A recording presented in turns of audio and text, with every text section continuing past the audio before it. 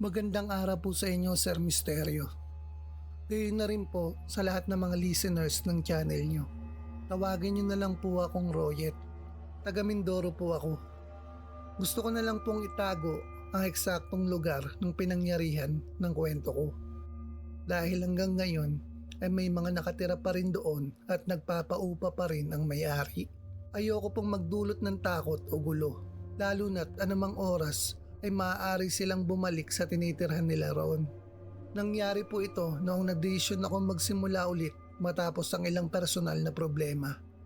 Nakahanap ako ng murang paupahan, isang lumang bungalow na bahay na medyo nakatago sa dulo ng isang makitid na daan.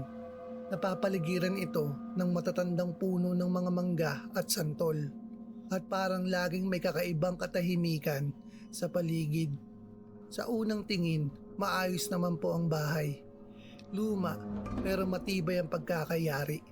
May 2 kwarto, maliit na sala, kusina at banyo sa likod. Ang sabi ng may-ari, matagal na raw iyong bakante dahil umuwi na raw sa probinsya ang dating umuupa. Unang linggo ko pa lang doon, may pakiramdam na akong hindi maipaliwanag. Hindi naman ako madaling matakot, pero may bigat sa hangin sa loob ng bahay. Parang hindi ka nag-iisa kahit ikaw lang ang naroon. Tuwing gabi, may mga pagkakataong naririnig ko ang may hinang yabag sa sala. Hindi sila kaluskos ng daga o pusa. Mabagal at sobrang bigat. Parang may naglalakad na tao. Akala ko nung una baka pagod lang ako at guni-guni ko lang. Isang gabi, habang nanonood ako ng TV, biglang namatay ang ilaw. Brownout sa buong lugar, pero ang kakaiba, sa loob ng bahay ko lang ang parang mas malamig ang hangin. Habang nag-a-adjust ang mata ko sa dilim, may nakita akong anino sa may pintuan ng kusina. Hindi siya gumagalaw, nakatayo lang. Inisip ko baka epekto lang ng liwanag ng buwan. Pero nang dumaan ng ulap at nawala ang sinag, nandoon pa rin ang hugis. Mas malinaw na ngayon. Parang isang matangkad na lalaki. Hindi ko alam kung ilang segundo akong nakatitig doon bago ako napapikit. Nang maglakas loob akong tumingin ulit, wala na siya. Kinabukasan, kinausap ko ang isang kapitbahay na matagal nang nakatira roon. Doon ko nalaman ng totoo. Mahigit 15 taon na raw ang nakakalipas. Isang buong pamilya ang minasakal sa loob mismo ng bahay na inuupahan ko. Mag-asawa at 2 nilang anak. Hanggang ngayon daw, hindi pa rin nahuhuli ang gumawa. Ayon sa chismis, personal na galit daw ang motibo. Isang gabi raw, narinig ng mga kapitbahay ang sigawan pero walang naglakas loob na lumapit. Natagpuan na lang daw kinabukasan ang mga bangkay ng mag-asawa sa sala at ang 2 bata sa loob ng kwarto.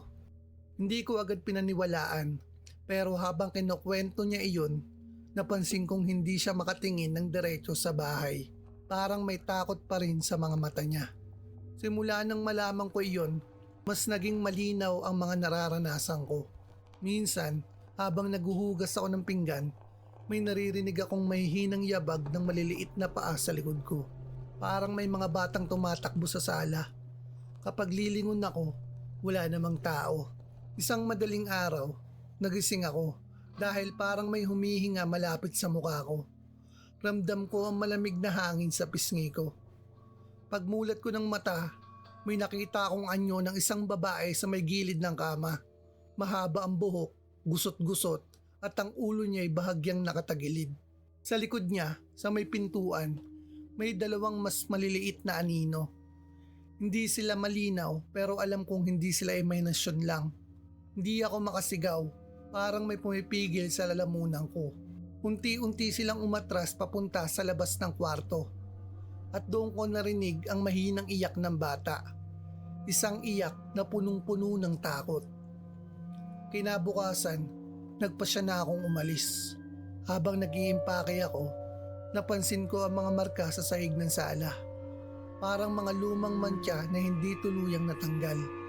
Dati, hindi ko iyong pinapansin. Pero ngayon, parang mas malinaw ang hugis. Parang may hinilan noon sa sahig. Hindi ko na hinintay pang maranasan ulit iyon. Umalis ako agad kinahaponan. Pero hanggang ngayon, may mga gabi pa rin na napapanaginipan ko ang isang pamilya na nakatayo sa dulo ng kama ko. Hindi na sila galit, hindi sila sumisigaw, nakatingin lang sila, parang may gustong sabihin o ipaalala. Hindi ko na po babanggitin ang eksaktong lugar dahil hanggang ngayon ay nagpapaupa pa rin po sila doon. Ayoko pong magdulot ng takot sa mga bagong taong naninirahan doon.